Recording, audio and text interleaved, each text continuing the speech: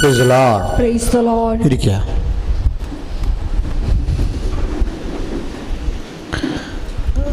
പരിശുദ്ധാത്മാവിൻ്റെ ഏറ്റവും വലിയ നിറവ് നമ്മൾ അനുഭവിക്കുന്നത് ഈ പത്രോസിൻ്റെ 3:6 വചനങ്ങളിൽ നടപടി പുസ്തകത്തിൻ്റെ.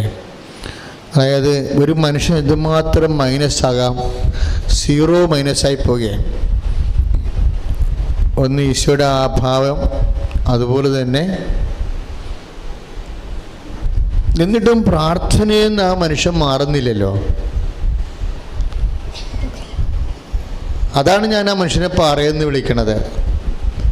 ഈശോ വിളിച്ച പാറ നമുക്ക് കറക്റ്റ് മനസ്സിലാകണത്. ശരിക്കും പത്രോസ് ഒരിക്കലും ഈശോനെ തള്ളി പറഞ്ഞിട്ടില്ലേ. പത്രോസ് തള്ളി പറഞ്ഞതെന്ന് ബൈബിളിൽ നമ്മൾ വായിക്കുമ്പോൾ മനസ്സിലാകുന്നുണ്ടെങ്കിലും സംഭവിച്ച വിഷയങ്ങൾ നമ്മൾ പരിശോധിക്കുകയാണെങ്കിൽ സ്റ്റേറ്റ്മെൻറ്റ് മാത്രം പോരല്ലോ. ആ സംഭവിച്ച വിഷയങ്ങൾ നമ്മൾ പരിശോധിക്കുകയാണെങ്കിൽ പത്രോസ് ആ സമയത്തും, അല്ലെങ്കിൽ പിന്നെ എന്തുകൊണ്ടാണ് കുരിശിന് ചുവട്ടിൽ നിന്ന് യോഹന്നാന് കർത്താവ് അധികാരം കൊടുക്കാതെ പത്രോസിന് കൊടുത്തത്? എന്തോ സംഭവം ഉണ്ട്, അറിഞ്ഞില്ല. അപ്പം അതിൻ്റെ അകത്ത് തള്ളി പറഞ്ഞ ആൾക്കാർക്ക് പിന്നെ എങ്ങനെ താക്കോൽ കൊടുക്കണത്? കൊടുക്കത്തില്ല. ഞാൻ എപ്പോഴും നിങ്ങൾ പറയും മിനിമം പരിശുദ്ധാത്മ നടത്തണമെന്ന്. എന്തെല്ലാം കഷ്ടപ്പാട് വന്നാലും എബവും മീഡിയം പരിശുദ്ധാത്മാവിന് പത്രോസ് എപ്പോഴും നിലനിർത്തും. എന്തെല്ലാം തൊഴിൽ നഷ്ടപ്പെട്ടാലും വീട് നഷ്ടപ്പെട്ടാലും ആ പ്രാർത്ഥനയും നഷ്ടപ്പെടാതെ ആ പാവപ്പെട്ടവൻ കയറി വന്നെ കണ്ടില്ലേ, ദൈവത്തിൻ്റെ ചങ്ക് വളർന്നു ആ വരവ് കണ്ടു കഴിഞ്ഞാൽ അപ്പോഴും വിശ്വാസം ഇങ്ങനെ പ്രഖ്യാപിക്കും. എൻ്റെ പൊന്നില്ല ഉണ്ടായിരുന്ന കാര്യമുണ്ട്, എനിക്ക് വിഷമമൊന്നും എൻ്റെ അടുത്തില്ല. കാര്യം എൻ്റെ വിഷമം മാറ്റാൻ പറ്റിയ ഒരാളിൻ്റെ മനസ്സിലുണ്ട്. അതാണ് കർത്താവിൻ്റെ നാമം. കർത്താവിൻ്റെ നാമത്തെക്കുറിച്ചുള്ള ഭയങ്കരമായ പത്രോസിൻ്റെ നിന്നാണ് നമുക്ക് നാമം മനസ്സിലാവണത്. ജീസസ് സെൻറ്റ് പോൾ എപ്പോഴും പറയവേ, പ്രകൃതിയാൽ ദൈവമായിരിക്കവേ അവൻ ദൈവത്തോടുള്ള സമാനത മുറുകെ പിടിക്കേണ്ട കാര്യമായി പരിഗണിക്കാതെ അവൻ ദാസനായി മരണത്തോളം, കുരിശ് മരണത്തോളം തന്നെ താഴ്ത്തി. അതിനാൽ ദൈവം അവനെ അത്യധികം ഉയർത്തി.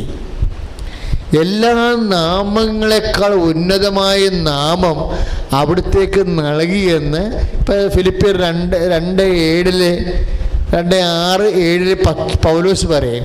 അത് പൗലോസ് പറയണത് ഫിലിപ്പിയർ ലേഖനം കഴിയുമ്പോൾ ഈശോ മരിച്ച് 25 കൊല്ലം കഴിഞ്ഞാണ് ആ മനുഷ്യൻ അത് പറയണത്. പക്ഷേ ഈശോ മരിച്ച് 3-ാം പക്കമല്ലേ പത്രോസ് പറയണത്. I know the name of Jesus Christ. കർത്താവിൻ്റെ നാമം എന്താണെന്നറിയാം. പൊന്ന് വേണ്ടറ ഇവിടെ ജീവിക്കാൻ, വെള്ളി വേണ്ടറ, അവൻ്റെ നാമം മതിയിടാന്ന് പറയും. എഴുന്നേറ്റ് നടക്കാമെന്ന് പറയും. അതാണ് പത്രോസ്. കർത്താവിൻ്റെ നാമത്തിൻ്റെ ശക്തി. ഈ നാമം മതി നമുക്ക് ജീവിക്കാൻ. സുധിയുടെ ഹല്ലേലൂയ.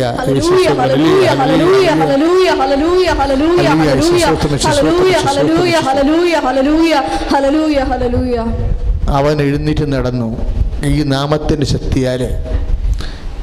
ഈ നാമത്തിൻ്റെ ശക്തി, ഈ കൃപയുടെ വേറൊരു പേരാണ് നാമത്തിൻ്റെ ശക്തി എന്ന്. നമ്മളിപ്പോൾ 5:17 കണ്ടു. എന്താ പറഞ്ഞ്? അവനിൽ നിന്ന് ശക്തി പുറപ്പെട്ടെന്ന്. ആ ശക്തി അവൻ ഉയർത്തെഴുന്നേറ്റ് പിതാവിൻ്റെ വലത് ഭാഗത്തിരിക്കുമ്പോൾ എഫെസ്യസ് 3:20 വരുമ്പോൾ ഈ ശക്തിയാണ് അവനെ മരിച്ചോട് ഉയർപ്പിച്ച് പിതാവിൻ്റെ വലത് ഭാഗത്ത് ഇരുത്തിയിരിക്കണമെന്ന് പറയുമ്പോൾ പിതാവിൻ്റെ ശക്തിയാണത് അവനിൽ പ്രവർത്തിക്കുന്നത്. അതുകൊണ്ടാണ് എഫെസ്യസ് 3:20 പറയുന്നത് ഈ ശക്തിയാണ് അവനെ മരിച്ചോട് ഉയർപ്പിച്ച് പിതാവിൻ്റെ വലത് ഭാഗത്ത് ഇരുത്തിയിരിക്കണതെന്ന് പറയും. അത് അപ്പോഴാരുടെ ശക്തിയാണ്? യേശുക്രിസ്തു പ്രവർത്തിക്കുന്ന ശക്തി, യേശുവിൻ്റെ നാമത്തിൻ്റെ ശക്തി, പിതാവിൻ്റെ ശക്തിയാണ്. അതുകൊണ്ടാണ് 1 യോഹന്നാൻ 2:23 പറയും, പുത്രനെ അറിയാത്തവൻ പിതാവിനെ അറിഞ്ഞിട്ടില്ലെന്ന് പറയും. പിതാവിനെയും പുത്രനെ അറിയാത്തവൻ അന്തിക്രിസ്തുവാണെന്ന് പറയും. വിശ്വാസി അല്ലെങ്കിൽ അന്തിക്രിസ്തു, രണ്ടിലൊന്നേ ഉള്ളു ഇവിടെ. കാര്യം എന്താ? പുത്രനിൽ പ്രവർത്തിക്കുന്ന ശക്തി ആരുടെ ശക്തിയാ? പിതാവിൻ്റെ ശക്തി. അതുകൊണ്ടാണ് 1 യോഹന്നാൻ 2:21 പറയണത്, പുത്രനെ അറിഞ്ഞിട്ടില്ലെങ്കിൽ പിതാവിനെ അറിഞ്ഞിട്ടില്ല. കാര്യം എന്താ? പുത്രൻ, നമ്മൾ ഓർക്കുക, നമ്മളിവിടെ സാക്ഷ്യം പറയണതും ഇനി നിങ്ങളിന്ന് അനുഭവിക്കാൻ പോകുന്ന എല്ലാ അനുഗ്രഹങ്ങളും ശരിക്കും പറഞ്ഞാൽ പുത്രനിലൂടെ ലഭിക്കുന്നത് ആരുടേതാണ്? പിതാവിൻ്റെ ശക്തിയാണ്.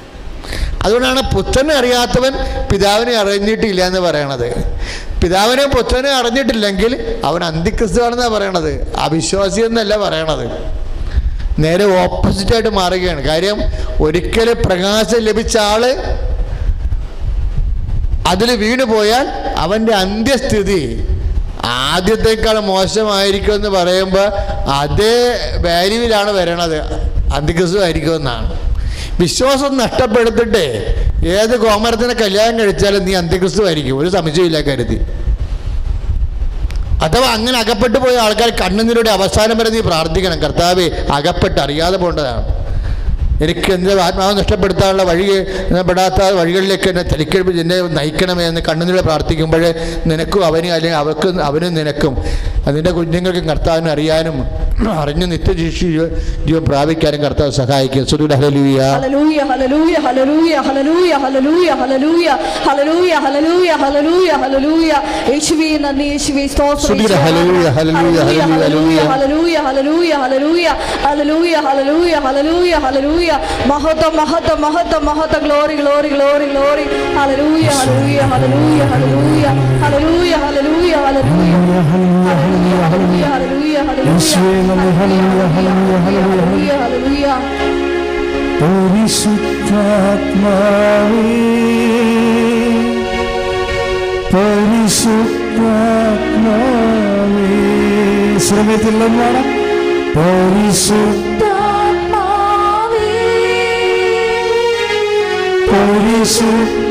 പരിശുദ്ധാത്മാവേ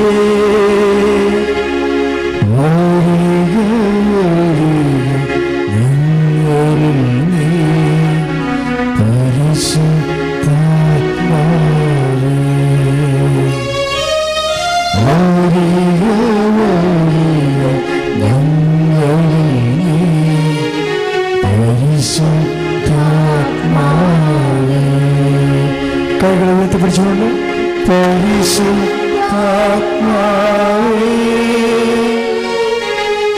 പരിശുദ്ധാത്മാവേ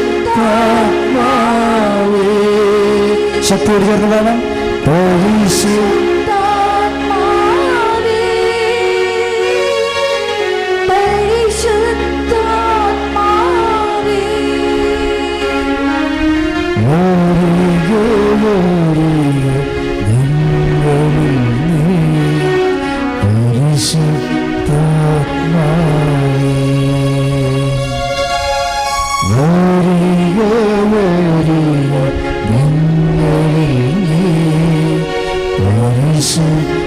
പരിശുദ്ധാത്മാവേ പരിശുദ്ധ പരമദിവ്യകാരുണ്യത്തിന്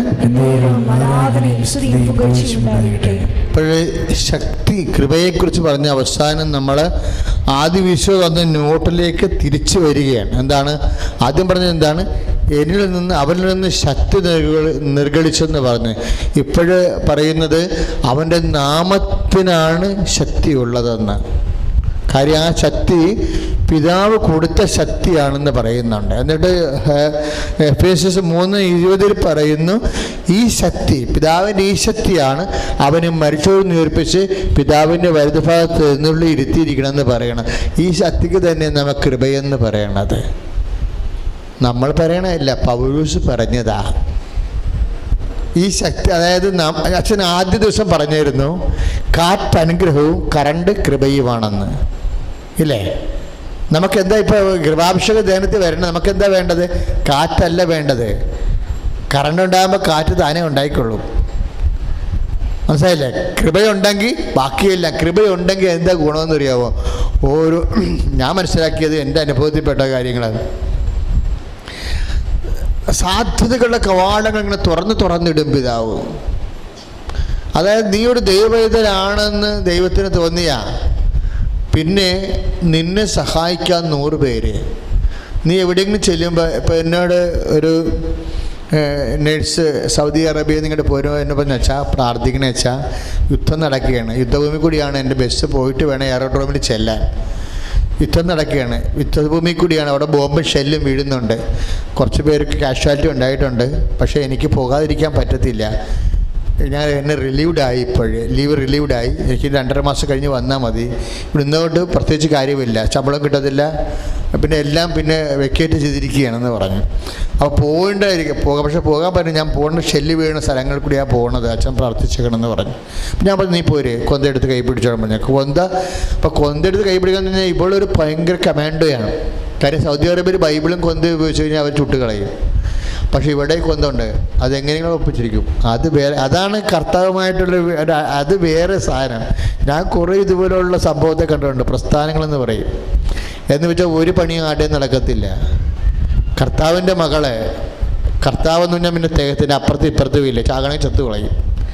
അങ്ങനെയൊക്കെ ഉള്ള ആൾക്കാരാണ് ദൈവവേദലെന്ന് പറയണത്, ഒരു കോംപ്രമൈസ് ഇല്ലാതെ. ഞാൻ പറഞ്ഞു കുഴപ്പമില്ല ചാ, എൻ്റെ കൊന്തുണ്ട്. കൊന്തല് അഖണ്ഡജോപനയുടെ കയ്യിരിക്കണ ആണ് രസം. അതെങ്ങനെ അവർ കാണുകയാണെങ്കിൽ എന്ത് ചെയ്യും, അതൊന്നും നമുക്ക് പ്രശ്നമില്ല. അതെന്താ, എൻ്റെ കർത്താവിനേക്കാൾ വലിയ അറബിയ എന്നാണ് അവൾ ചോദിക്കണേ. അത് ഉള്ളിലുള്ള ബോധ്യമാണ്. അങ്ങനെയുള്ള ബോധ്യം വന്നു കഴിഞ്ഞാൽ, അങ്ങനെയുള്ള ബോധ്യമുള്ളവൻ സാധനക്കാർ ദൈവം സംരക്ഷിക്കാതിരിക്കുമോ? അവൾ പറയണ എന്താ സംഭവം അറിയാമോ? അവൾ തിരിച്ചു പോന്നു കഴിഞ്ഞപ്പോൾ എനിക്ക് എന്നോട് പറഞ്ഞു, എൻ്റെ അച്ഛാ എയറോഡ്രോമിൽ എനിക്കാണെങ്കിൽ എൻ്റെ ഈ വെയിറ്റ്, അതായത് കാർഗോയിൽ കയറ്റിയിട്ട് ഞാൻ തലച്ചുമട് എടുക്കാൻ പറ്റത്തില്ല, കൈ കൊള്ളാനുള്ള സാധനമില്ല, തിരിച്ച് ഇങ്ങനെ പൂരണമുണ്ട് കുറേ സാധനങ്ങൾ. അച്ഛൻ ഞാൻ എവിടെയെല്ലാം ചെന്ന് അവിടെയൊക്കെ ഓരോ ആൾക്കാർ വന്ന് എന്നെ സഹായിച്ചാൽ ഒരു പരിചയമില്ല അച്ഛാ, ഞാൻ പറഞ്ഞുമില്ല, പറയാതെ വന്ന് സഹായിച്ച. അപ്പോൾ എനിക്കറിയാം ഈശോ ഓരോരുത്തർ ആളെ നിർത്തിയിട്ടുണ്ടായി. അത് ഭയങ്കര ഈശോയുടെ പരിപാടി വെച്ചാൽ നല്ലവണ്ണം നമ്മൾ കറകല്ലാതെ വിശ്വസിക്കണമെന്ന് കണ്ടു കഴിഞ്ഞാൽ പിന്നെ ഈശോ ഭയങ്കരമായിട്ട് ശ്രദ്ധിക്കും. നമ്മൾ സബ്സ്റ്റിറ്റ്യൂട്ട് വെക്കുന്നതുകൊണ്ടാണ് നമുക്ക് അലമ്പുണ്ടാകണത്. സബ്സ്റ്റിറ്റ്യൂട്ട് വെക്കത്തില്ല നമ്മൾ. കർത്താവ് ഇപ്പം കർത്താവില്ലെങ്കിൽ വേറെ ആരെങ്കിലും നമ്മൾ സഹായിക്കുമല്ല എന്ന രീതി നമുക്ക് എന്തെങ്കിലും സെക്യൂരിറ്റി ഉണ്ടെങ്കിൽ സബ്സ്റ്റിറ്റ്യൂട്ട് വരും നമുക്ക് എപ്പോഴും. ഇപ്പോൾ നമുക്ക് ചിലർ സ്വർണം പോയെന്നൊക്കെ പറയുമ്പോൾ കിടന്ന് നിലവിളിക്കത്തില്ലേ ഭയങ്കരമായിട്ട്. എൻ്റെ അടുത്ത് ഒത്തിരി പേര് നിലവിളിച്ചു വരും സ്വർണം പോയെന്ന് പറയുമ്പോൾ. എനിക്ക് പെട്ടെന്ന്, പക്ഷേ എനിക്ക് ഭയങ്കര സങ്കടം വരും. കാര്യം വെച്ചാൽ സ്വർണം പോയത് കൊണ്ടല്ല, ഇവരുടെ കയ്യിൽ നിന്ന് കർത്താവ് പണ്ടേ പോകുമ്പോഴാണല്ല. കാര്യം വെച്ച് കഴിഞ്ഞാൽ സ്വർണം പോയ പല ആൾക്കാരും ഞാൻ കണ്ടിട്ടുണ്ട്. 2.5 പവൻ 5 പവനൊക്കെ താലിമലൊക്കെ പോകുന്ന ആൾക്കാർ. ഇവർ പലരും പല രീതിയിലുള്ള എക്സ്പെക്റ്റേഷൻസാണ് ഉള്ളത്. ചില ആൾക്കാർ നിങ്ങൾ കർത്താവ് ഇനി എന്തെങ്കിലും ക്ഷീണം വന്നാൽ എവിടെ കൊണ്ട് എന്ത് പണയം വെക്കുമെന്നാണ്. അപ്പോൾ അവരുടെ സെക്യൂരിറ്റി മുഴുവനും ആ 2.5 പവനിൽ നിന്നാണ്. ആ സെക്യൂരിറ്റീനെ അടിച്ച് അപ്പോൾ പോയി കഴിഞ്ഞാൽ ഇനി അവർക്ക് അവർ പോയ സ്വർണത്തെക്കാൾ ഉപരി ഇപ്പം നമ്മുടെ കരുത്ത് സ്വർണ്ണം ഉണ്ടെങ്കിൽ ആരെങ്കിലും മരുമക്കളെങ്കിലും വന്ന് പൊക്കി നമ്മുടെ വാട്ടർ ഷെഡ് കൊണ്ട് കൊണ്ടുപോകും. എന്നിട്ട് പൊന്നും മേടിച്ചിട്ട് പോവുകയും ചെയ്യും. പിന്നെ അവനെ കാണത്തുമില്ല. അതുകൊണ്ടാണ് അവർ സ്വർണം പോകുമ്പോൾ കിടന്ന് വിഷമിക്കുന്നത്. പക്ഷേ എന്താ പ്രോബ്ലം വെച്ചാൽ വിശ്വാസമുള്ളവനെ സംബന്ധിച്ചിടത്തോളം ഈ സ്വർണം പോയാൽ എന്ത് പറ്റും? കർത്താവ് സെക്യൂരിറ്റി ആകും വിശ്വാസമുള്ളവന്. പണ്ട് സ്വർണത്തിനല്ലേ സെക്യൂരിറ്റി തന്നത് നമുക്ക്.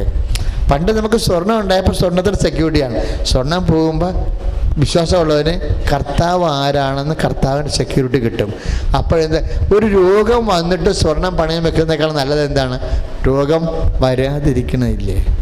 അത് കർത്താവിൻ്റെ കയ്യിലല്ല സംഭവം ഇരിക്കണത്, ഇല്ലേ? അപ്പം അങ്ങനെ വരുമ്പോൾ നമ്മുടെ സെക്യൂരിറ്റി പോയി. നമ്മുടെ സെക്യൂരിറ്റി ജീസസ് ആണെന്ന് ജീസസിനെ ബോധ്യപ്പെട്ട് കഴിഞ്ഞാൽ നമ്മൾ സെക്യൂർ ചെയ്ത് കളയും. നമ്മളിങ്ങനെ കിടന്ന് കളിച്ചു കഴിഞ്ഞാൽ പണിയായിരിക്കും. കർത്താവ് അല്ലെങ്കിൽ ഐതറോർ കളിക്കത്തില്ല. ഐതറോർ കളിക്കാറ് അവിടെയാണ് ഈ വിശ്വാസം എന്ന് പറയുമ്പോൾ ഒരു കുഴപ്പം പിടിച്ച് വരണില്ലേ.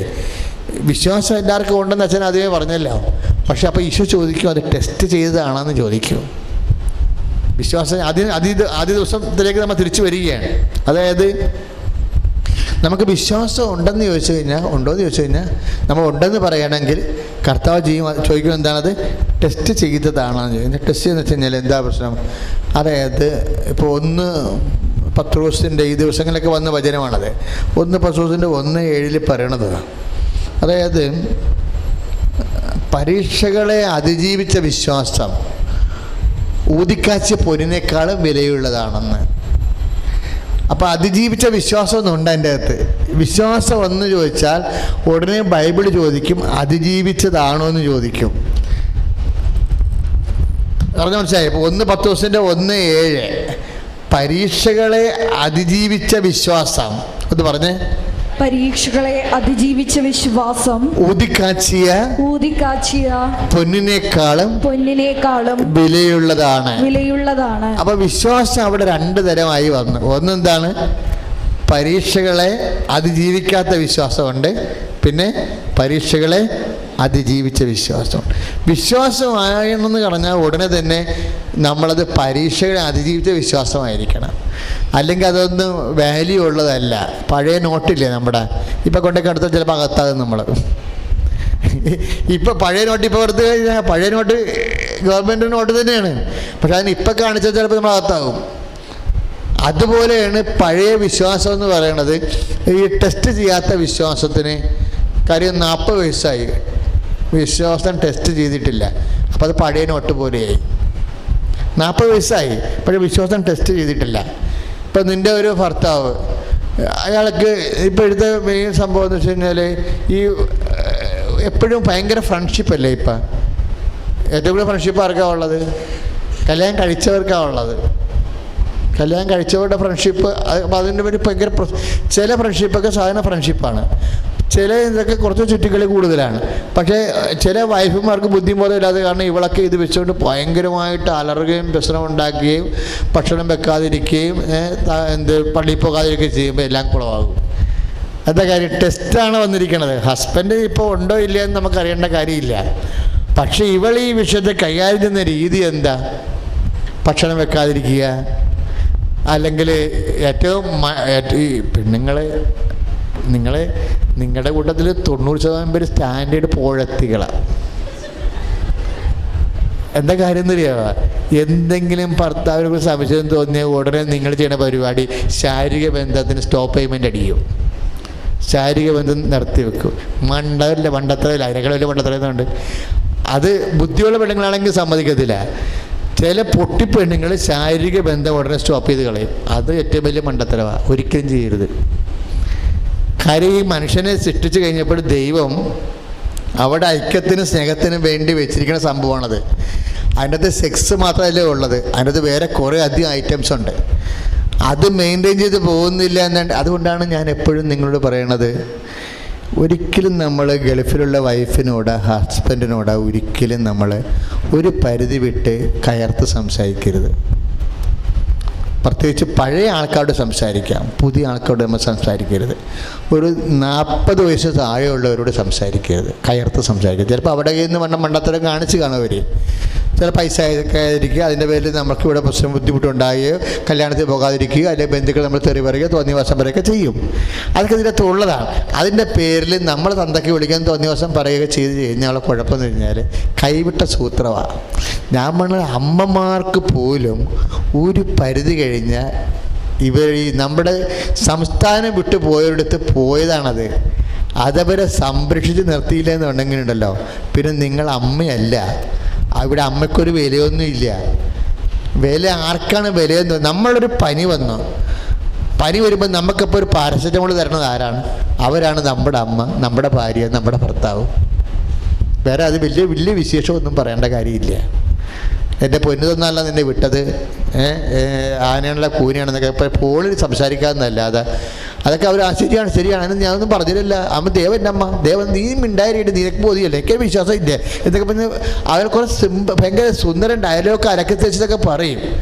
ഒരു കഥയുമില്ല. നിങ്ങൾ ഉടക്കാൻ നിൽക്കരുത്, സ്നേഹിക്കാൻ നിൽക്കാവും. മലയാളി ഇനിയുള്ള കാര്യങ്ങൾ വളരെയേറെ ശ്രദ്ധിക്കണം. കാര്യം നമ്മൾ ജനിച്ചത് ഇവിടെയും ജീവിക്കണത് വേറെ എവിടെയെങ്കിലാണ്. നമ്മുടെ മക്കൾ പോലും തിരിച്ച് നമ്മുടെ രാജ്യത്തേക്ക് തിരിച്ചു വരുമെന്ന് അറിയത്തില്ല. അപ്പം അതുകൊണ്ട് സംസാരത്തിലൊക്കെ വളരെ പാകത. കർത്താവ് ഇതൊക്കെ ഈ ബൈബിൾ പറയുമ്പോൾ ക്ഷമ, ദയ, നന്മ, വിശ്വസ്തത, ആത്മസംയമനം എന്ന് പറയുമ്പോൾ മലയാളിക്കാണ് ഇപ്പോൾ ഏറ്റിരിക്കുന്ന സംഭവം. ഈ കാര്യം ഇതില്ലാതെ ജീവിക്കാൻ പറ്റത്തില്ല. എല്ലാം ഇപ്പം നമ്മളിതിനെ മക്കളെ പഠിപ്പിക്കുന്നു. ഇപ്പോൾ കുറേ ആൾക്കാർ OIT എഴുതാൻ പോയി. അപ്പോൾ ഇന്നലെ വന്ന് എന്നോട് കുറച്ച് പേര് ചോദിച്ചു, അച്ഛാ ഞാൻ IELTS എഴുതണം OIT എഴുതണം. ഞാൻ പറഞ്ഞ മകളെ എന്താ വ്യത്യാസം? ഇപ്പോൾ IELTS ആണെങ്കിൽ വെച്ചാൽ പൈസ കുറവ് മതി, OELTക്ക് പൈസ കൂടുതൽ വേണം.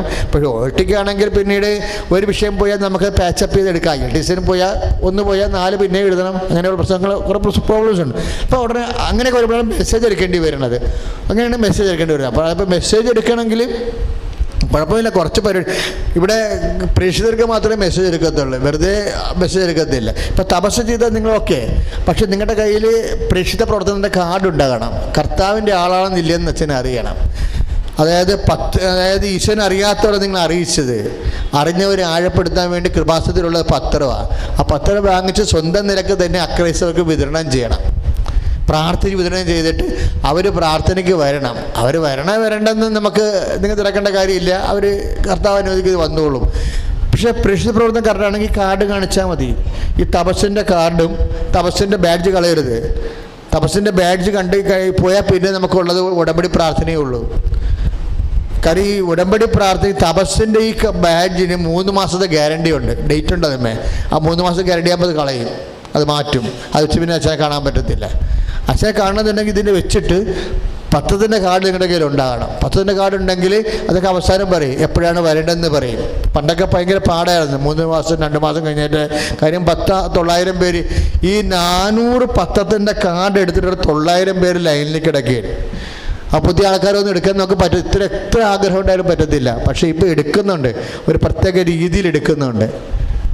അതായത് കുറച്ച് സീനിയേഴ്സ് സമയം കൂടുതൽ കൊടുക്കും, പക്ഷെ മറ്റുള്ളവർക്ക് ഒന്നും കൊടുക്കാതിരിക്കത്തില്ല. അവരെ കണ്ട് കാര്യം കേട്ടാലും മെസ്സേജ് എടുക്കേണ്ട കേസാണ്, മെസ്സേജ് എടുത്ത് കൊടുക്കും. മെസ്സേജ് എടുത്ത് കൊടുക്കേണ്ട കേസാണെങ്കിൽ ചില ആൾക്കാർ നമ്മൾക്ക് കൊടുത്തില്ലെങ്കിൽ അവർ വല്ല മണ്ടത്തരം കാണിച്ച് പിന്നെയും നഷ്ടത്തിൽ വരും, പിന്നെയും കഷ്ടത്തിലായി പോകും. കൊടുക്കും. പക്ഷേ ഒരു കാര്യമുണ്ട്, നിങ്ങൾ പ്രേക്ഷിതരാണെന്ന് ബോധ്യം ഉണ്ടാകണം. ഇപ്പോൾ ഇവിടെ ചില ആൾക്കാർ ഇവിടെ വന്നിട്ട് ഇവിടെ പോയി ഉടനെ 100 പത്രം എടുത്തുകൊണ്ട് വരും, കാണത്തില്ല. കാര്യം ഡേറ്റ് ഇട്ടാണ് പത്രം കൊടുക്കുന്നത്. എന്നാണ് ആ പത്രം ഇഷ്യൂ ചെയ്തത്, ആ പത്രത്തിൽ നോക്കുമ്പോൾ അറിയാൻ പറ്റും ഏത് ഡേറ്റാണ് ഇഷ്യൂ ചെയ്തതെന്ന്. ജനുവരി മാസമൊന്നുമാണ്, പക്ഷേ ജനുവരി മാസം എന്ന് പറഞ്ഞാൽ 12 അടിച്ചു വെക്കും അതിനകത്ത്. എന്താ വെച്ചാൽ ആ പത്രം പോയാൽ കൊടുത്തു തീർക്കാനുള്ള സമയമുണ്ട്. അത് ഈ വ്യക്തി തന്നെ നിന്ന് കൊടുത്ത് പള്ളി ആൾക്കാർക്ക് കൊടുത്ത് വിതരണം ചെയ്ത് പ്രാർത്ഥിച്ചിട്ട് ആ പ്രവർത്തനം ചെയ്ത് വരുമ്പോൾ ഇവരെടുക്കും. രാവിലെ 7 മണിക്ക് വരുമ്പോൾ തന്നെ ആ വരുന്നവരെ 8 മണിക്കാണ് ചീട്ട് കൊടുക്കുന്നത്. കുർബാന കഴിയുമ്പോൾ ഇട്ട് കൊടുക്കും. എല്ലാ തിങ്കളാഴ്ചയും എല്ലാ ബുധനാഴ്ചയും കൊടുക്കും. 8 മണിക്ക് ചീട്ട് ഇഷ്യൂ ചെയ്യും. ഇട്ട് വെച്ചാൽ അപ്പം കുർബാനയ്ക്കുള്ളവർക്ക് ഇഷ്യൂ ചെയ്യണത്. വെച്ചാൽ എമർജൻസി ഉള്ളവർ മാത്രമല്ല രാവിലെ വരത്തുള്ളൂ, എമർജൻസി ഇല്ലാത്തവർ വരത്തില്ല. ഇപ്പോൾ എമർജൻസി ഉള്ളവർ എടുക്കാൻ വേണ്ടിയാണ് രാവിലെ ടൈം വെക്കണത്. അപ്പോൾ ആൾക്കാർ 12 മണിക്കൊക്കെ എഴുന്നേറ്റാണ് വന്നിട്ട്. ഞാൻ വരുമ്പോൾ രാത്രി 1 മണിക്ക് ഒരുത്തം കിടപ്പുണ്ടായിരുന്നു സ്റ്റേജ്. എന്താ എമർജൻസിയാണത്. അല്ലാതെ അങ്കിളിനെയും കണ്ട് ആൻറ്റിനെയും കണ്ട് ഊണും കഴിച്ച് ആശുപത്രിയിലും പോയി കറങ്ങിത്തിരിഞ്ഞ് കരടചാരി അടച്ചൊക്കെ വരും. ആ സ്ഥാനത്തൊന്നും എടുക്കത്തില്ല. കാര്യം മെസ്സേജ് ആകത്തില്ല അവർക്ക് വേണ്ടി. കാര്യം അവർക്ക് ഇമർജൻസി ഇല്ല. എമർജൻസി ഉള്ള എല്ലാവരെയും ഞാൻ സഹായിക്കും. കാര്യം എമർജൻസി, അതുകൊണ്ടാണ് ടൈം വെച്ചിരിക്കണം. ആ ടൈമിന് തന്നെ നമ്പർ കൊടുത്തിട്ട് കഴിഞ്ഞാൽ നമ്പർ ബ്ലോക്ക് ചെയ്ത് കളയും. പിന്നെ ആരും ഒന്നും എടുക്കത്തില്ല. 8 മണി തൊട്ട് 8:30 തൊട്ട് 8:30 വരെയാണ് ടൈം കൊടുക്കുന്നത്. ആ ടൈമിൽ നിങ്ങൾ വന്ന് നമ്പർ എടുത്തു കഴിഞ്ഞാൽ സന്ധ്യ ആയപ്പോഴും ആൾക്കാർ ഞാൻ കാണും. സന്ധ്യയാകും ചിലപ്പോൾ അവസാനത്തെ ആൾക്കാർ പോകുമ്പോൾ, എന്നാലും കാണാനൊക്കെ ഉള്ള സൗകര്യങ്ങളുണ്ട്. മെസ്സേജ് എടുക്കാനുള്ള സൗകര്യങ്ങളുണ്ട്. പണ്ട് തപസ്സാർക്ക് ഇല്ലായിരുന്നു മെസ്സേജ്, ഈ ഉടമ്പടിക്കാർക്ക് മാത്രമേ ഉള്ളായിരുന്നുള്ളൂ. പക്ഷേ ഈ തപസ് ഭയങ്കര പവറായത് കാരണം ഇതിന് 3 മാസം വരെ ഇതിൻ്റെ ഗ്യാരണ്ടി നിൽക്കും. കാര്യം ഇതിനുള്ളിൽ നമ്മുടെ കാര്യങ്ങൾക്കെല്ലാം തീരുമാനം ഉണ്ടാകും. ഇല്ലെങ്കിൽ മാത്രം നിങ്ങൾ ഉടമ്പടി എടുത്താൽ മതി. ഉടമ്പടി എന്ന് പറയുമ്പോൾ അത് വേറെ ഒരു വിഷയമാണ്. ഉടമ്പടി എന്ന് പറയുമ്പോൾ നമ്മൾ ഉടമ്പടി ചെയ്ത് താഴേക്ക് ഇറങ്ങുമ്പോൾ തന്നെ അതിൻ്റെ അകത്ത് 20 കൊല്ലം ഉണ്ടായിരുന്ന വിഷയങ്ങളൊക്കെയാണ് മാതാവ് അപ്പം തന്നെ ടേക്കപ്പ് ചെയ്യണത്. എപ്പം തന്നെ ലൈറ്റ്നിങ് സ്പീഡിൽ ടേക്കപ്പ് ചെയ്യും. കാര്യം അത് അമ്മ നമ്മളോട് പറഞ്ഞിട്ടാണല്ലോ ഉടമ്പടി നമ്മൾ ചെയ്യണത്. അമ്മ തന്ന പ്രാർത്ഥന ഉണ്ടല്ലോ. 1 കൊല്ലം പ്രാർത്ഥിച്ചിട്ട് പ്രത്യക്ഷിക്കുന്ന പ്രാർത്ഥന 1 കൊല്ലം 5000 പേര് പ്രാർത്ഥിച്ചിട്ട് 5000 പേരുടെ പ്രാർത്ഥനയ്ക്ക് ഉത്തരമായിട്ടാണ് ഉടമ്പടി വരണത്. ഉടമ്പടി എന്ന് പറയുന്നത് ഇങ്ങനെ കെട്ടിക്കിടക്കുന്ന പ്രശ്നങ്ങൾ, നിവൃത്തിയില്ലാത്ത കാര്യങ്ങളൊക്കെ അമ്മ തന്നെ ഡയറക്റ്റ് സഞ്ചരിച്ച് വേണമെങ്കിൽ കൂടെ വരും വന്ന് ചെയ്യണ കാര്യങ്ങളാണത്. ഇപ്പോൾ തപസ്സിപ്പോൾ തന്നെ ഇന്നത്തെ തന്നെ തപസ്സിൻ്റെ ക്വാളിറ്റി മനസ്സിലായില്ലേ? നമ്മളെ 3 ദിവസം പോലും ആഴ്ചയില്ല ഇവിടെ. അതിനുള്ളിൽ എന്തെല്ലാം മാറ്റങ്ങൾ വന്നിരിക്കണം. ഇതെല്ലാം അമ്മയുടെ പവറിലാണ്. അപ്പം നിങ്ങൾ ചെയ്യേണ്ടത് തപസ്സിനോട് നിങ്ങൾ ആത്മാർത്ഥമാണ്. തപസ് എന്ന് പറയുന്നത് ഉടമ്പടിയല്ല. ഉടമ്പടി മുഴുവൻ ബേസ് ചെയ്തിരിക്കുന്നത് അനുഗ്രഹത്തെയാണ് ബേസ് ചെയ്തിരിക്കുന്നത്. തപസ് കൃപയെയാണ് ബേസ് ചെയ്തിരിക്കുന്നത്. അത് നിങ്ങൾ തമ്മിൽ വ്യത്യാസം ഉണ്ടാകണം. ഇപ്പം അപ്പം നിങ്ങൾ ഉടമ്പടി പോരാ, തപസ് മസ്റ്റാണ്. കാര്യം ഉടമ്പടി ബേസ് ചെയ്തിരിക്കുന്നത് അനുഗ്രഹം, ഫിസിക്കൽ ഫേവേഴ്സാണ്. തപസ് അതിനല്ല. തപസ്സെന്ന് പറഞ്ഞാൽ ദൈവത്തിന് എന്നത്തെ കാലത്ത് ഇഷ്ടമുള്ള വിഷയത്തിലാണ് തപസ് ചെയ്തിരിക്കുന്നത്. അത് കൃപയിലാണ്. കാര്യം വെച്ച് കഴിഞ്ഞാൽ കൃപയെന്ന് പറഞ്ഞാൽ എന്താ? ഇപ്പം പൗലോസ് അപ്പോസ്തലന് എന്നാ പറ്റിയേ? അൾസർ വന്ന്, ഗ്യാസ്ട്രിക് അൾസർ, കുടലേക്ക് കയറണ പഴുക്കണ പുണ്ണാകണ അസുഖം വന്ന്. അപ്പം അതൊക്കെ കരച്ചിലായി. കല്യാണം കഴിച്ചിട്ടില്ല. അപ്പോൾ അതായത് ഭക്ഷണം കഴിച്ചു കഴിഞ്ഞാൽ എപ്പോഴും ഇങ്ങനെ വയറ് വന്ന് തട്ടി വീർത്തിട്ട് കുടലിട്ട് സൂചി കൊണ്ട് കുത്തണ പോലെ കണ്ണിൽ നിന്ന് വെള്ളം വന്ന് തലക്ക് പോയിച്ചിൽ വരണ്ടേ. അപ്പോൾ ആളിങ്ങനെ കുമ്പിട്ട് പല പ്രാവശ്യം ഇരിക്കും. അപ്പോൾ ലൂക്ക ചോദിക്കും, എന്നാ പറ്റി? എന്നാ പറയും, എനിക്കിപ്പോൾ അൾസറാ, ഈ പിശാസിൻ്റെ ഈ ദൂതൻ എന്നെ കുത്തിക്കൊണ്ടിരിക്കുകയും ഇത് വിട്ടുമാറാൻ വേണ്ടി കർത്താവിനോട് കണ്ണുനീരോട് ഞാൻ എത്ര പ്രാവശ്യം പ്രാർത്ഥിച്ചു. ഞാൻ കെട്ടിയിട്ടില്ലെന്ന് അവനെ അറിയാം, എനിക്ക് പിള്ളേരില്ലെന്നറിയാം, ഞാൻ അവന് വേണ്ടി മാത്രം ജീവിക്കുന്നുണ്ട് പറഞ്ഞിട്ടും അവന് ഇത് അൾസറും മാറ്റണില്ലല്ല. എനിക്ക് ഭയങ്കര വിഷമാണ് ലൂക്ക. ഇവനിങ്ങനെ പറയുമ്പോൾ ഒരു പ്രാവശ്യം അങ്ങനെ കുടിഞ്ഞ് താഴേക്ക് പോയപ്പോൾ ആൾക്ക് തലപ്പോച്ചിൽ വന്നിരുന്ന് പോയി. പിന്നെ കുറച്ച് കഴിഞ്ഞപ്പോൾ എഴുന്നേറ്റ് പറഞ്ഞ് ലൂക്ക എന്ന് പറഞ്ഞു. അപ്പോൾ ലൂക്ക വാഹ വിളിച്ച് തലപ്പോച്ചിൽ വന്ന് ഒടിഞ്ഞു മടങ്ങിയിരുന്ന ആൾ എഴുന്നേറ്റ് എഴുതാൻ പറയാനാ. എന്തെഴുതാനാ? അപ്പോൾ ഈ ലേഖനമെല്ലാം എഴുതിയെങ്കിൽ ലൂക്കയാണല്ലോ എഴുതിയിരിക്കുന്നത്. ലൂക്കയാണ് പൗലോസിൻ്റെ എല്ലാം എഴുതിയിരിക്കുന്നത്. അപ്പോൾ ലൂക്ക പറഞ്ഞു, ലൂക്ക ഞാനിപ്പോൾ ഒരു സംഭവം കണ്ടു കേട്ടാ. എന്താണ് അങ്ങ് കണ്ടത്? ലൂക്ക എനിക്ക് അൾസർ വന്ന് ഞാനിങ്ങനെ തലപ്പോച്ചിലിരിക്കുകയല്ലേ. അപ്പോൾ ഈശോ എന്നെ കുരിച്ച് കാണിച്ച് എന്നിട്ട് പറഞ്ഞ് നിനക്ക് ലഭിക്കാതിരിക്കുന്ന മഹത്വമാടാ, നീ ഇത് ഓർക്കണം. അപ്പം നിൻ്റെ അൾസർ ചെറിയ കാര്യം പോലെ നിനക്ക് തോന്നിക്കുള്ളൂ എന്ന് പറഞ്ഞു. അവിടെ ലൂക്ക ഉടനെ ലൂക്ക പറഞ്ഞ് ലൂക്ക റൈറ്റ് ഡൗൺ. നമുക്ക് ലഭിക്കാതിരിക്കുന്ന മഹത്വത്തെക്കുറിച്ച് ഓർക്കുമ്പോൾ ഇന്നത്തെ കഷ്ടതകൾ തുലവും നിസ്സാരമാണെന്ന്. ഭയങ്കര അത് ഒരു 9 കൊല്ലം മുമ്പാണ് ഞാൻ ഈ ദർശനം കണ്ടത്. അന്ന് ഞാൻ മാസത്തിൽ ലഹരി പിടിച്ചു പോയി. കാര്യം എന്ന് വെച്ച് കഴിഞ്ഞാൽ ലൂക്കയും പൗലോസും ഒരു നിലാവെട്ടത്ത് നടന്നെഴുതുകയാണ്. അതാണ് ദർശനം. എടുത്ത സമയത്താണ് ഈ മനുഷ്യനിൽ അൾസർ വന്ന് കുത്തി താഴെ വീണത്. താഴെ വീണിട്ട് പുകഞ്ഞോടെ ഇരിക്കുക, ബോധക്കേടായിപ്പോയി. പക്ഷെ കുറച്ച് കഴിയുമ്പോൾ ലൂക്കായോട് എഴുതാൻ പറയും. 8:18, അതാ റോമ 8:18 വന്നല്ലേ, നമുക്ക് വെളിപ്പെടാതിരിക്കുന്ന മഹത്വം. ഈ തപസ്സൊക്കെ ലാൻഡ് ചെയ്യുന്ന വെളിപ്പെടാതിരിക്കുന്ന മഹത്വത്തിലാണ്. നമ്മൾ വെളിപ്പെടാതിരിക്കുന്ന മഹത്വത്തെക്കുറിച്ച് ഓർക്കുമ്പോൾ ഇന്നത്തെ കഷ്ടതകൾ, ഇന്നത്തെ അൾസർ, ഈ പിശാചിൻ്റെ ദൂതനെ വിട്ടുപോകാൻ വേണ്ടി കണ്ണുനീരോടെ ഞാൻ 3 പ്രാവശ്യം കർത്താവിനോട് കരഞ്ഞു പറഞ്ഞപ്പോഴേ കർത്താവ് എന്നോട് തിരിഞ്ഞു പറഞ്ഞു. എന്താ പറഞ്ഞത്? My grace is sufficient for you. നിനക്ക് ഈ അൾസറിൻ്റെ വേദന ഉണ്ട്, പക്ഷേ നിനക്കെൻ്റെ കൃപ മതിയെന്ന്. അൾസറിൻ്റെ വേദനയായാലും ക്യാൻസറിൻ്റെ വേദനയായാലും കടമായാലും എല്ലാത്തിനും അതിജീവിക്കാൻ വേണ്ടി കർത്താവിൻ്റെ ഒറ്റമൂലിയാണ് കർത്താവിൻ്റെ കൃപ. ദൈവത്തിനോടനെ എന്നിട്ട് പറയും, നിനക്കെൻ്റെ കൃപ മതി. അതാണ് 2 കൊറിന്തോസിൻ്റെ 12:10 നമ്മൾ വായിക്കുന്നുണ്ട്. 2 കൊറിന്തോസിൻ്റെ 12:9. അതായത് എന്താണ് പറയണത്?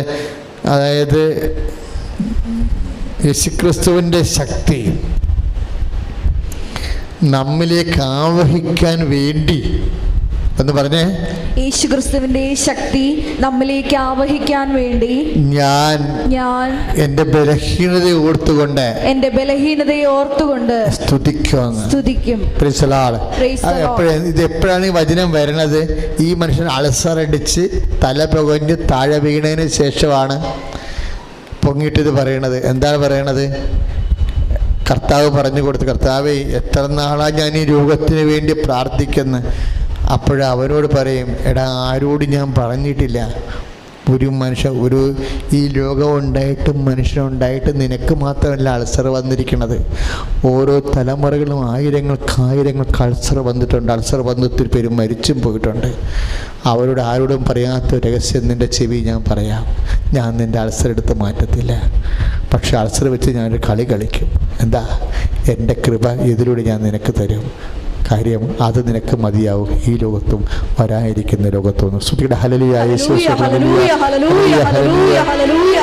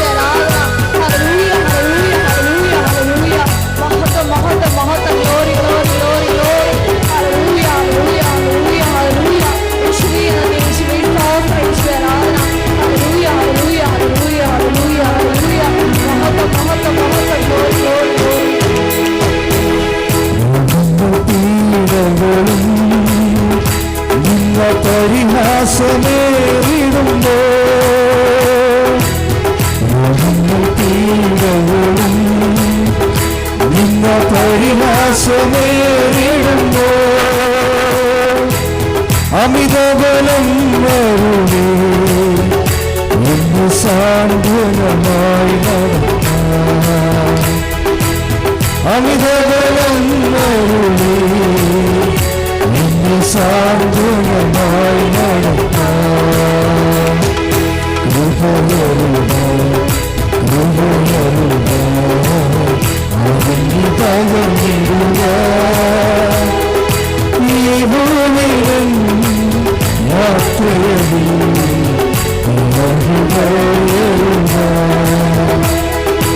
ഈ ഭൂമിയിലും യാത്രയിൽ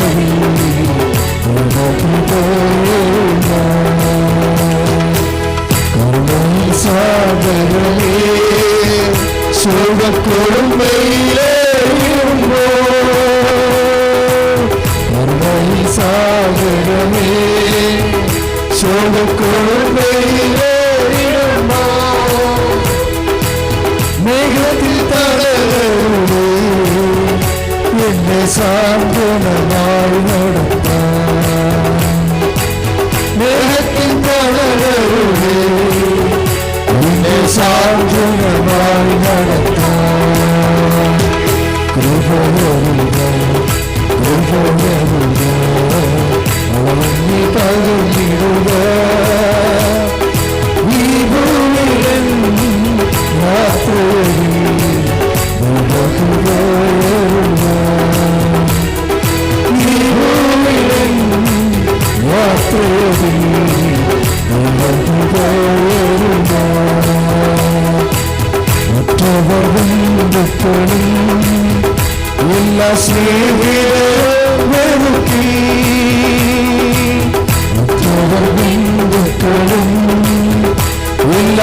സ്നേഹിതരെ വെറുക്കി സ്നേഹത്തിനാഴമതിൽ ഞാനും വിമക്തനായി തീർന്നിടുന്നേ സ്നേഹത്തിനാഴമതിൽ ഞാനും വിമക്തനായി തീർന്നിടുന്നേ കൃപയരുക കൃപയരുക തകർന്നിടുക ഈ ഭൂമിയിലൻ യാത്രയിൽ നിനക്ക് പോരുക ഈ ഭൂമിയിലൻ യാത്രയിൽ നിനക്ക് പോരുക സാഗരമേ ചോദത്തോടുമയിലേടുമ്പോ സാഗരമേ ചോദത്തോടുമയിലേടുമ്പോ മേഘത്തിൽ തളരുമേ എന്നെ സാന്ത്വനമായി നടത്താം മേഘത്തിൽ തളരുമേ എന്നെ സാന്ത്വനമായി കൈയുയർത്തിച്ചുകൊണ്ട് കൃപയരുക കൃപയരുക അവന്റെ പകർന്നിടുക ഈ ഭൂമിയിലൻ യാത്രയിൽ കൃപയരുക ഈ ഭൂമിയിലൻ യാത്രയിൽ കൃപയരുക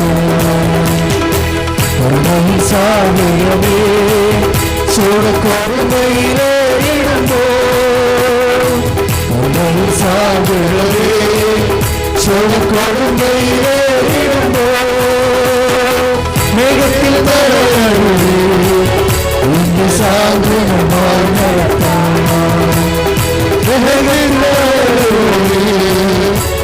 സാന്ത്വനമായി നടത്താം സാഗരമേ ചോടക്കോടുമയിലേടുമ്പോ മേഘത്തിൽ തളരുമേ എന്നെ സാന്ത്വനമായി നടത്താം മേഘത്തിൽ തളരുമേ എന്നെ സാന്ത്വനമായി നടത്താം കൃപയരുക കൃപയരുക അവന്റെ പകർന്നിടുക നീ ഭൂമിയിലൻ യാത്രയിൽ നിനക്ക് പോരുക. Praise the Lord. നിങ്ങൾ ഈ പാടുമ്പോഴൊക്കെ ഉണ്ടല്ലോ മക്കളെ, എവിടെ ഇരുന്നാലും അകലങ്ങളിരിക്കുന്ന മക്കളോടും പറയുകയാണ്, ദൂരത്തിരുന്ന ഈ പ്രോഗ്രാം ശുശ്രൂഷയിൽ പങ്കെടുക്കുന്നവരോടും പറയുകയാണ്, പാടുമ്പോഴും പ്രാർത്ഥിക്കുമ്പോഴും നിങ്ങൾ ആംഗ്യഭാഷയിൽ നിങ്ങളുടെ പ്രാർത്ഥനയെ ശരീരഭാഷയാക്കി മാറ്റണം. അപ്പം നമ്മൾ കൃപയരുളുക എന്ന് പറയുമ്പോൾ നമ്മൾ നെഞ്ചത്ത് വെക്കണം, കർത്താവേ ഇപ്പം എനിക്ക് കൃപ തരണം. കാരണം നമ്മൾ ചോദിക്കാത്ത കൊണ്ട് ഇങ്ങനെ പാട്ട് പോലെ പാടുന്നത് കൊണ്ടാണ് പലപ്പോഴും അത് പാട്ട് അഭിഷേകം കുറഞ്ഞു വരുന്നത്. കണ്ണുനീരോടെ നമ്മൾക്ക് തോന്നണം, എൻ്റെ ആത്മാവ് ഇപ്പോൾ അവാച്യമായ നെടുവീർപ്പിനാൽ കർത്താവിനെ അന്വേഷിക്കുകയാണ്. ഞാൻ അന്വേഷിച്ച കർത്താവ് എന്നെ തിരക്കി എൻ്റെ അടുത്തേക്ക് വന്നുകൊണ്ടിരിക്കുകയാണ്. ഇപ്പോൾ എന്നെ കർത്താവ് തൊടും, ഞാൻ അകപ്പടെ മാറും, എനിക്ക് ശക്തി ലഭിക്കുമെന്ന്. കാര്യം കൃപയെന്ന് പറയുന്നത് ശക്തിയാണല്ലോ. കൃപ ഇപ്പോൾ പൗലോസപ്പോസ്തലൻ പറയുന്നത് my grace is sufficient for you എന്ന് പറഞ്ഞിട്ട് പറയും, എന്തെന്നാൽ ഉടനെ എന്താ പറഞ്ഞത്, നിനക്കെൻ്റെ കൃപ മതി എന്ന് പറഞ്ഞിട്ട് ഉടനെ പറയാം എന്താ, 2 കൊരിന്ത്യർ 12:9-12:10 എന്താ പറയണത്, എന്തെന്നാൽ എന്ന് പറഞ്ഞേ, ബലഹീനതയിലാണ്. ഒന്ന് ശ്രദ്ധിച്ച ആ വാക്കുകളെല്ലാം. എന്തെന്നാൽ ബലഹീനതയിലാണ് ദൈവത്തിന്റെ ശക്തി പ്രവർത്തിക്കുന്നത്. അപ്പൊ നിനക്ക് എന്റെ കൃപ മതി എന്ന് പറഞ്ഞിട്ട് അടുത്ത വാക്ക് എന്താണ്, എന്തെന്നാൽ. കാര്യം എന്താണ്, കൃപ മതി എന്ന് പറയാൻ കാരണം എന്താണെന്ന് അറിയാവോ? കാരണം എന്താണ്, ബലഹീനതയിലാണ് ദൈവത്തിന്റെ ശക്തി. അപ്പൊ അവിടെ ശക്തി എന്ന് പറഞ്ഞാൽ എന്താ, കൃപ. കൃപയ്ക്ക് പകരം ബൈബിൾ ഉപയോഗിക്കുന്ന വാക്ക് എന്താ, ശക്തി എന്നാണ്. അതാണ് അച്ഛൻ പറഞ്ഞത്, കറണ്ട് വേറെ കാറ്റ് വേറെ. കാറ്റ് അനുഗ്രഹവും കറണ്ട് കൃപയുമാണെന്ന് പറയും. അപ്പം ശക്തിയാണ്. ഇപ്പം നമുക്ക് തലപ്പെട്ട വാചകം ആദ്യം ആദ്യവാചകം കിട്ടിയത് എന്താണ്? ആ കർത്താവിൻ്റെ ശക്തി 5:17 ലൂക്കാ സുവിശേഷത്തിലൂടെ ആ വ്യക്തിയിലേക്ക് പ്രവേശിച്ചില്ലേ? അതന്നെയല്ലേ ഇപ്പം കഴിഞ്ഞ പ്രാവശ്യം ഒത്തിരി പേര് ഇവിടെ നിന്ന് ഈ ആദ്യ ചൊവ്വാഴ്ചയും എല്ലാ ചൊവ്വാഴ്ചകളും ഇവിടെ ഭയങ്കര തിക്കലാണ്. ആദ്യ ഞായറാഴ്ചയും ഉടമ്പടി ഇപ്പോൾ ധ്യാനമുള്ള ദിവസം. അപ്പോൾ ഈ ഉടമ്പടി പ്രഖ്യാപിക്കുന്നതിന് മുമ്പും ഇവിടെ അടയാളം ഉണ്ടായിരുന്നു. പക്ഷെ ഇത്രയും എണ്ണത്തിൽ പെരുകിയിട്ടില്ലായിരുന്നു. ക്വാളിറ്റിയും ഇപ്പോൾ വന്നത്രയും ക്വാളിറ്റിയും ഇല്ലായിരുന്നു. പക്ഷെ എന്നാലും ക്വാളിറ്റി ഉണ്ടായിരുന്നു. ഒരു പ്രാവശ്യം ഒരു സ്ത്രീ സാക്ഷ്യം പറഞ്ഞത്, കുർബാനയുമായിട്ട് ഞാൻ തിരിച്ചടക്കാൻ പോവുകയാണ്. ആരാധന കഴിഞ്ഞിട്ട് കുർബാന ഞാൻ തിരിച്ചു കൊണ്ടുപോയി അടക്കം ചെയ്യാൻ വേണ്ടി പോകുമ്പോൾ പെട്ടെന്ന് ഇവർ പെടച്ചതിൽ താഴെ വീണ്. അപ്പം ഞാനോട് ഈ കർത്താവിനെ തൊടാൻ വേണ്ടി ആൾക്കാരിങ്ങനെ ഏന്തി നിൽക്കുമ്പോൾ ചില ആൾക്കാർ, അപ്പം എനിക്കിങ്ങനെ അവിടെ നിൽക്കാൻ പറ്റത്തില്ല, ഞാൻ പോവുകയല്ലേ. നിൽക്കണമെങ്കിൽ ആൾക്കാരെ പൊതിഞ്ഞ് പിന്നെ ഒരിക്കലും വിടത്തില്ല. അപ്പോൾ ഞാൻ പോയിക്കൊണ്ടിരിക്കണം, ഇവർക്ക് ഏന്തിയിട്ട് കിട്ടാത്തവരൊക്കെ വീഴും. അപ്പം ഞാൻ അങ്ങനെ ഒരു ചെടുത്ത് പിടച്ചേരി താഴെ ഞാനവിടെ എന്ത് കഷ്ടമായിപ്പോയി. അപ്പം അവരെഴുന്നേൽപ്പിച്ച് വിട്ട് അതിൻ്റെ കൂടെ വേണ്ടി അറിഞ്ഞവർ. പക്ഷേ അവർ ഇങ്ങനെ ഏന്തിയിട്ട് കിട്ടാതെ വീണതല്ല.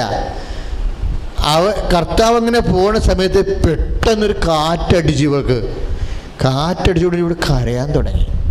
കാര്യം അവിടെ നെഞ്ചത്തടിക്കണ പോലെ അടിച്ചതാണ്, പവർ അടിച്ച്. എന്താ കരയാൻ തുടങ്ങിയെന്നറിയാവോ? അവള് ബൈബിളിൽ പറഞ്ഞ രോഗിയായിരുന്നു, രക്തസ്രാവ രോഗി. കുറേ വർഷങ്ങളായിട്ട് രക്തസ്രാവമാണ്. ആ സെക്കൻഡിന് കർത്താവ് കടന്നുപോയി. ആ സെക്കൻഡിന് കാര്യം ഇവളുടെ സങ്കടം വെച്ച് കഴിഞ്ഞാൽ ഇവിടെ ഒത്തിരിയേറെ സന്ദേശം കിട്ടിയപ്പോൾ അവളുടെ പേര് പറഞ്ഞില്ല. അപ്പോൾ അവൾ കർത്താവെ നീ എന്നെ ഉപേക്ഷിച്ച് പോയടാന്ന് മനസ്സിൽ തോർത്തതേ ഉള്ളൂ. അടിച്ചു തല്ലി വീണ് സാധനം. പിന്നെ അവൾക്ക് പിറ്റേ ആഴ്ച സാക്ഷ്യം പറഞ്ഞു, അന്ന് എത്രയോ വർഷങ്ങളായ രക്തസ്രാവമാണ്. അപ്പം നിലച്ച്. അതെന്താ? അത് ബൈബിളിൽ പറയുന്ന കർത്താവിൻ്റെ ശക്തി. കർത്താവിൻ്റെ ശക്തി, ഈ ശക്തി നമ്മളിലേക്കാണ് വരണത്. ഇപ്പം നിങ്ങൾ അനുഗ്രഹം ഉണ്ടെങ്കിൽ നമുക്ക് നമ്മുടെ കാര്യം കാണാം. പക്ഷെ കൃപയുണ്ടെങ്കിൽ നിങ്ങൾക്ക് കർത്താവിൻ്റെ കാര്യം കാണാൻ പറ്റും, മറ്റുള്ളവർക്ക് വേണ്ടി പ്രാർത്ഥിക്കാൻ പറ്റും. ഇപ്പം നിങ്ങൾ കർത്താവിൻ്റെ പ്രവർത്തകരായിട്ട് മാറും. കർത്താവിൻ്റെ പ്രവർത്തകരായി ഇപ്പം ഞങ്ങളെയൊക്കെ ഒരിക്കലും കർത്താവിന് അതായത് കേൾക്കാതിരിക്കാൻ പറ്റത്തില്ല. എന്താ കാര്യം? ഫുൾ ടൈം പ്രവർത്തകരാ. അപ്പം നിങ്ങളിപ്പോൾ നിങ്ങൾക്ക് സാധാരണ പ്രാരംഭ ധ്യാനമുണ്ട്, വളർച്ചാ ധ്യാനമുണ്ട്, പ്രാർത്ഥാനുഭവ ധ്യാനമുണ്ട്. അതുകൊണ്ട് നിങ്ങൾക്ക് ഗുണമുണ്ടെന്നല്ലാതെ കർത്താവിന് ഗുണമുണ്ടാകത്തില്ല. കൃപാവര ധ്യാനം എന്ന് പറയുമ്പോൾ നിങ്ങളിപ്പോൾ നിങ്ങളെന്ന് വിചാരിച്ച കർത്താവിനോട് പറഞ്ഞ, കർത്താവേ കൃപ എനിക്ക് വേണം. എന്താ? എനിക്ക് നിനക്ക് വേണ്ടി ജീവിക്കാനും സാക്ഷ്യം ഞാൻ വഴി ഒത്തിരി പേര് നിന്നെ അറിയാൻ വേണ്ടിയാണ്. പറഞ്ഞ മനസ്സിലായില്ലേ? നിങ്ങൾ കൃപ ചോദിക്കും, ചുമ്മാ കൃപ ചോദിച്ചാൽ ഉടനെ ചോദിക്കും ഫോർ വാട്ട്. കാര്യം കൃപയെന്ന് പറഞ്ഞ ആൾ ഒത്തിരിയേറെ ആളിൻ്റെ ശാരീരിക മാനസിക സംഘർഷത്തിൻ്റെയും സങ്കടത്തിൻ്റെയും ഒക്കെ ആകത്തുകയിൽ നിന്നാണ് പിതാവ് പ്രസാദിച്ചാണ് തരുന്നത് കൃപ. ഈ ബലിയിൽ പിതാവ് പ്രസാദിക്കും. അതുകൊണ്ടാണ് ഈ 12:18 മത്തായിയുടെ സുവിശേഷത്തിലെ, ഇതാ ഞാൻ തിരഞ്ഞെടുത്ത എൻ്റെ ദാസൻ എന്ന് പറഞ്ഞ്, ഇതാ ഞാൻ തിരഞ്ഞെടുത്ത എൻ്റെ ദാസൻ, എൻ്റെ ആത്മാവ് പ്രസാദിച്ച എൻ്റെ പ്രിയപ്പെട്ടവൻ, എൻ്റെ ആത്മാവ് പ്രസാദിച്ച എൻ്റെ പ്രിയപ്പെട്ടവൻ, അവന്റെ മേൽ എൻ്റെ ആത്മാവിനെ ഞാൻ അയക്കും, അവന്റെ മേൽ എൻ്റെ ആത്മാവിനെ ഞാൻ അയക്കും. അതാണ് എൻ്റെ, അതായത് ഈ പിതാവിൻ്റെ പ്രസാദത്തിൽ വരുമ്പോൾ പിതാവ് പ്രസാദിച്ച എന്ത് സംഭവിക്കും? ഓട്ടോമാറ്റിക്കായിട്ട് നമുക്ക് കൃപ കിട്ടും. ഈ കൃപ കിട്ടാനുള്ള ഡൈനാമിസം എന്ന് പറഞ്ഞാൽ എന്താണ്? പിതാവ് പ്രസാദിക്കണം. പിതാവ് പ്രസാദിക്കണമെങ്കിലുള്ള എളുപ്പവഴി എന്താണെന്നറിയാവോ? ജീസസിനെ ഗ്ലോറിഫൈ ചെയ്യണത് ആരിലും പിതാവ് പ്രസാദിക്കും. ജീസസിനെ മഹത്വപ്പെടുത്തുന്ന ആരും. ഇപ്പം ഞാൻ പണ്ട് നിങ്ങൾ പറഞ്ഞിട്ടില്ലേ, എന്നെ കർത്താവ് വിട്ടു പോകത്തില്ല ഈ പെട്ടെന്ന്. എന്താ കാര്യം? ഞാൻ അച്ഛനാകണേ മുമ്പ് പോലും ഏത് ചെളിയിലൂടെയാണ് നടക്കണമെന്നുണ്ടെങ്കിലും ദുർകുർബാന പോണത് കണ്ട ആ തെങ്ങിൻ്റെ തടത്തിൽ മുട്ടി നിൽക്കും. വീട്ടിൽ പോയി കഴുകും. അമ്മ വഴക്കിടും, നീ എന്താ അങ്ങനെ ചെയ്തത്?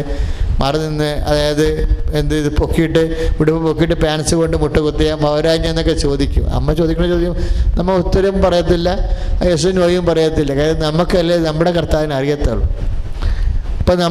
അപ്പം നമ്മുടെ ഉടുപ്പ് ചെളി പറ്റിയിരിക്കുന്നത് കർത്താവ് കണ്ടു കഴിഞ്ഞാൽ പിന്നെന്താ പറയണത്? നമ്മൾ അവൻ്റെ മഹത്വപ്പെടുത്തുകയാണ്. ആര്? എല്ലാവരുടെയും മുമ്പിൽ.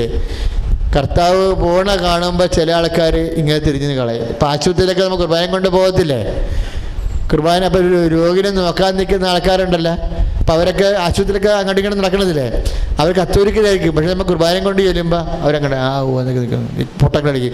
ഈ പൊട്ടങ്ങളിനൊക്കെ കാലെ പിടിച്ചിടത്തിലടിക്കും സാധനത്തിന്. എന്താ കാര്യം എന്നറിയാമോ?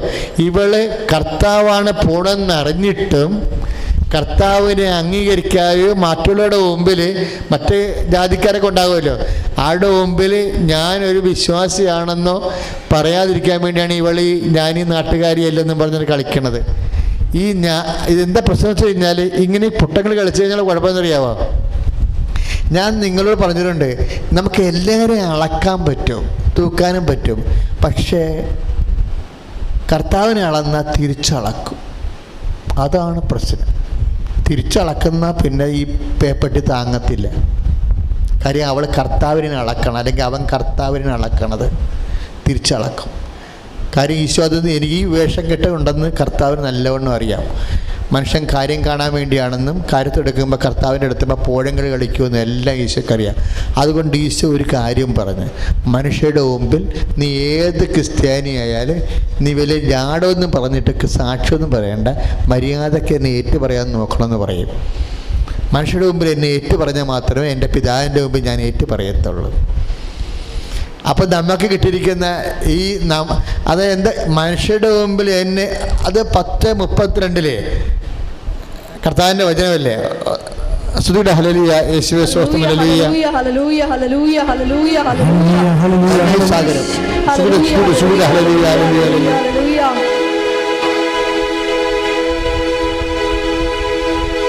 ആ പാട്ട് മക്കളെ, നിങ്ങൾ ആ പാട്ടിൻ്റെ ബ്രദർ ഇപ്പം പറഞ്ഞു തരും. എന്നിട്ട് ബ്രദർ പറഞ്ഞു തരുമ്പോൾ ആ പാട്ടൊന്ന് എഴുതിയെടുക്കുകയോ അല്ലെങ്കിൽ ഒന്ന് കേൾക്കുകയോ ചെയ്യണം. എന്നാൽ മാത്രമേ നിങ്ങൾക്ക് പാടാൻ പറ്റത്തുള്ളൂ. നിങ്ങൾ പാടിയാൽ നമുക്കിതിനുള്ളിൽ തന്നെ അഭിഷേകമാകുക. ആ പാട്ട് നല്ല പാട്ടാണ്. അച്ഛൻ ടി വിയിൽ നിന്ന് എഴുതിയെടുത്ത പാട്ടാണിത്.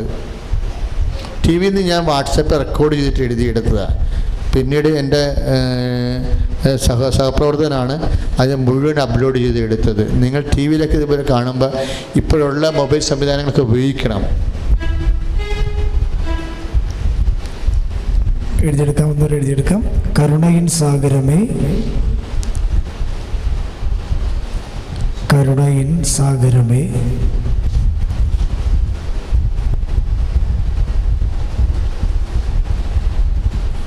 കരുണയിൻ സാഗരമേ, ശോക കൊടുംവെയിലേറിടുമ്പോൾ, ശോക കൊടുംവെയിലേറിടുമ്പോൾ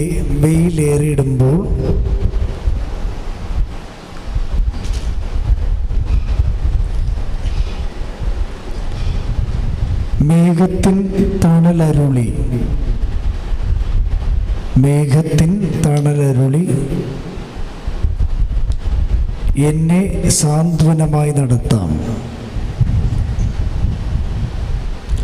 കരുണയിൻ സാഗരമേ, ശോക കൊടുമ്പയിലേറിടുമ്പോൾ മേഘത്തിൻ തണലരുളി എന്നെ സാന്ത്വനമായി നടത്താം. അടുത്ത വരികൾ. കൃപയരുൾക, കൃപയരുൾക,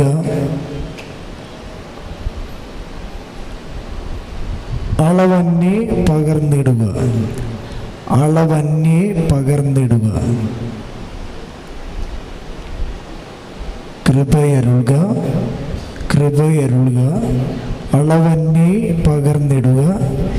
ഈ ഭൂവിലൻ യാത്രയതിൽ, ഈ ഭൂവിലൻ യാത്രയതിൽ ദൈവ കൃപയരുൾക.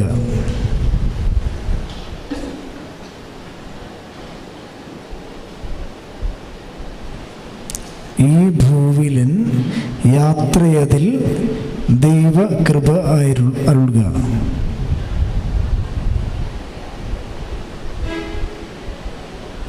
അടുത്ത വരികൾ പെട്ടെന്ന് എഴുതാം. രോഗങ്ങൾ പീഡകളും, രോഗങ്ങൾ പീഡകളും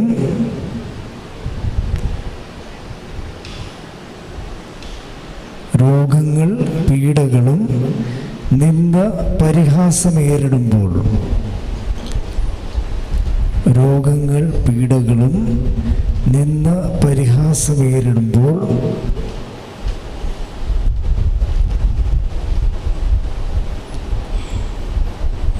അമിത ബലം അരുളി, അമിത ബലം അരുളി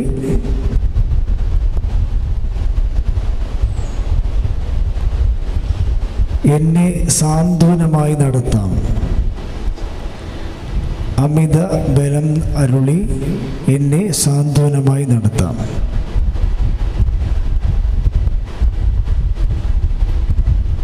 അതിനടുത്ത വരികൾ, ഉറ്റവർ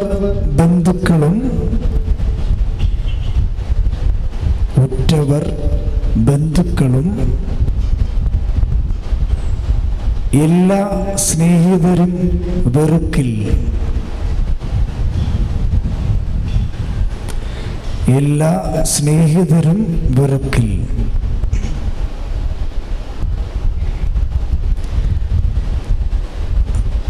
സ്നേഹത്തിൻ ആഴമതിൽ, സ്നേഹത്തിൻ ആഴമതിൽ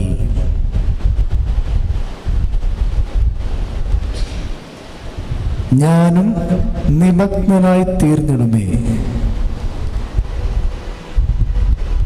സ്നേഹത്തിൻ ആഴമതിൽ ഞാനും നിമഗ്നനായി തീർന്നിടുമേ.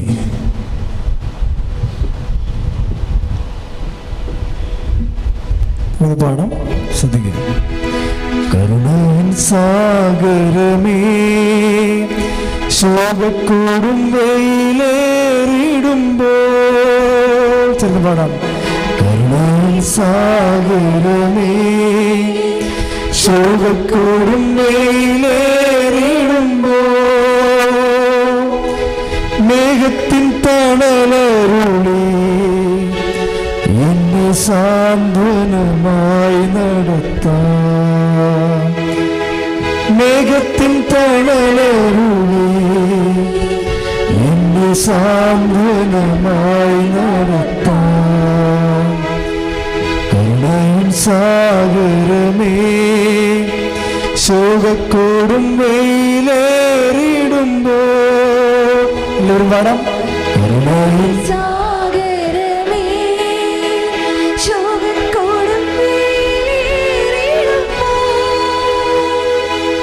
മേഘത്തിൽ എന്നെ സാന്ത്വനമായി നടത്താം. മേഘത്തിൽ തണലരുളി എന്നെ സാന്ത്വനമായി നടത്താം. കൃപയരുൾക, കൃപയരുൾക, അളവല്ലി പകർന്നിടുക. സുവിധ പാഠം. കൃപയരുൾക, കൃപയരുൾക, അളവല്ലി പകർന്നിടുക. ഈ ഭൂവിലൻ യാത്രയിൽ